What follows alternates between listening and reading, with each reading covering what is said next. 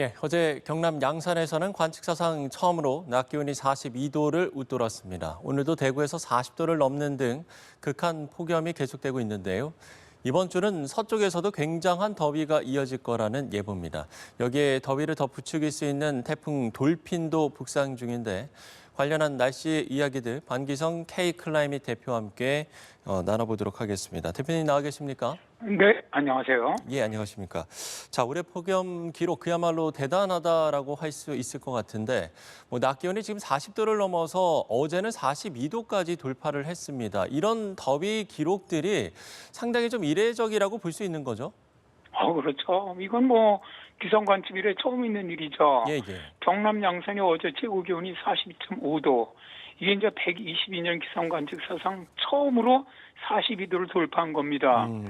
근데 우리가 지금까지 알고 있었던 게 2018년 8월 1일 강원도 홍천에서 41도를 기록했던 것이 가장 기온이 높았던 거거든요. 네, 네.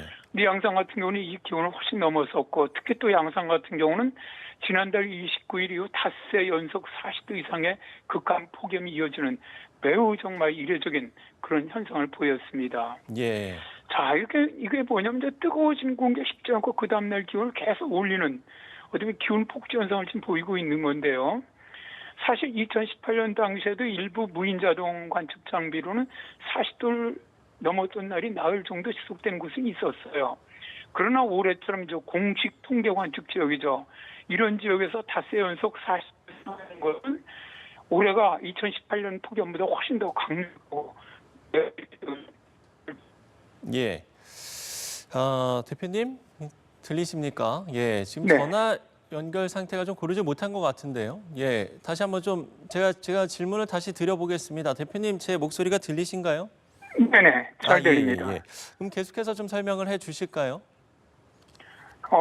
어제 그 경남 양산 지역이 42.5도를 기록을 하면서 예, 예, 예. 122년 기상관측 사상 처음으로 42도를 넘어섰죠. 이거는 2018년에 강원도 홍천에서 기록했던 41도를 훌쩍 넘어선 아주 정말 매우 이례적인 그런 폭염 현상이었는데요. 네네. 문제는 양산 같은 경우는 지난달 29일 이후 닷새 계속해갖고 40도 이상의 극한 폭염이 이어졌단 말입니다. 네. 이게 2018년에도 일부 무인 자동 기상 관측 장비에서 한 4일 정도 40도 넘은 적은 있었지만은 이번 주는 공식적인 기상 관측, 이건 통계 잡히는 겁니다. 이런 지역에서 이렇게 오랫동안 40도를 넘은 것은 매우 이례적인 현상으로 봐야 할 것 같습니다. 예, 알겠습니다. 자, 그런가 하면 오늘은 수도권 등 서쪽 지역에서도 기온이 크게 올랐습니다. 지금 이제 폭염 양상이 서쪽으로 좀 이동하고 있다 이렇게 보면 됩니까? 일단 오늘까지는 아직까지는 남부 지역이 더 기온이 높습니다. 예, 예. 오늘 폭염 중대 경보가 발령된 지역이 계속 고온 현상을 보였던 경남 서부 지역, 경북 중부 지역, 그다음에 전남 동부 지역, 대구 광주인데요. 오늘 최고 기온은 2시 반 현재 전남 광야금이 41.1도를 기록을 했고요. 따라서 오늘까지는 남부지방으로 폭염 중대 경보가 발령되는 등 상대적으로 기온은 더 높습니다. 그런데 오늘도 서울 기온이 많이 올라갔거든요. 서울 같은 경우도 강남 지역으로는 무인 장비긴 해요. 그러나 현재 38.3도입니다. 예. 엄청난 기온을 기록을 했는데 당장 내일서부터는 이제 기압계가 완전히 동풍으로 강한 동풍으로 들어오면서 바뀝니다. 고기압 중심이 동쪽에 위치하면서 우리나라는 이제 전반적으로 동풍의 영향을 받게 되면 오늘까지 남쪽 지역이 더 더웠던 것이 내일은 가장 더운 지역이 중부 쪽으로 올라옵니다. 수도권을 포함한 중부지방 쪽의 기온이 이제는 지난주나 어제보다는 크게 오를 것으로 보이는데 2018년에 폭염을 가져왔던 이중열동과 함께 이제 내일서부터는 동풍이 불기 때문에 기온이 크게 오를 것으로 봅니다. 예, 예. 일단 기상청도 서울은 이번 주에는 37도 전의 극한 무더위, 다음 주에도 폭염 경보가 지속되는 것으로 예보를 하고 있는데요. 제가 보기에는 이번 주 강한 폭염 지속되면서 서울 지역도 폭염 중대 경보가 발령된 가능성이 있다고 봅니다. 예. 그리고 이제 그동안 매우 강력한 폭염이 발생했었던 경남 양산을 포함한 전라 지역 폭염은 내일부터는 다소 누그러질 것으로 보입니다. 그렇군요. 자, 열대야 이야기도 안 해볼 수가 없을 것 같은데요. 지금 낮더위뿐만 아니라 열대야도 상당히 기승을 부리고 있는 상황입니다. 지난 밤에도 열대야가 나타난 곳이 상당히 많았죠? 그렇죠. 뭐 올해 정말 기록적인 열대야가 발생을 하고 있는데요. 예, 예. 이중열돔 현상으로 인해서 열이 상공으로 확산되지 못해요. 그러다 보니까 뭐 어젯밤에도 전국 대부분 지역에 열대야가 발생을 했고요. 서울 같은 경우 오늘 아침 최저 기온이 26.5도로 12일째입니다. 열대야가 연속해서 지금 발생을 하고 있습니다. 지금 열대야가 왜 올해 얼마나 심각하냐 하면은 여름 시작된 이래 어제까지 전국 평균 10.1의 열대야를 기록을 하면서 열대야 관측 이래 역대 1위를 지금 기록을 하고 있어요. 그리고 특이 상황으로 이제 아침 최저 기온이 30도를 넘는 초열대야가 지난 주말 동안 이틀 동안 강릉에서 발생을 했었죠. 네. 강릉 같은 경우는 서풍이 불 경우입니다. 이때는 초열대가 발생을 하는데 이제 바람이 동풍으로 바뀌면서 이제 이 지역도 아침 기온이 낮 기온은 이제 한풀 꺾일 것으로 보이고요. 그리고 이제는 태풍이 서진하고 있거든요. 지금. 그렇죠. 그러면 우리나라는 고온다습한 공기가 지속적으로 유입될 것으로 보이기 때문에 열대야는 뭐 전국적으로 당분간 지속될 것으로 보입니다. 예, 지금 이제 고온다습한 그 부분을 좀 이야기를 해두셨는데 사실 날씨가 굉장히 습하기 때문에 더 지치는 것 같거든요. 이런 습한 폭염은 지구 온난화하고도 관련이 있다고 볼 수 있는 겁니까?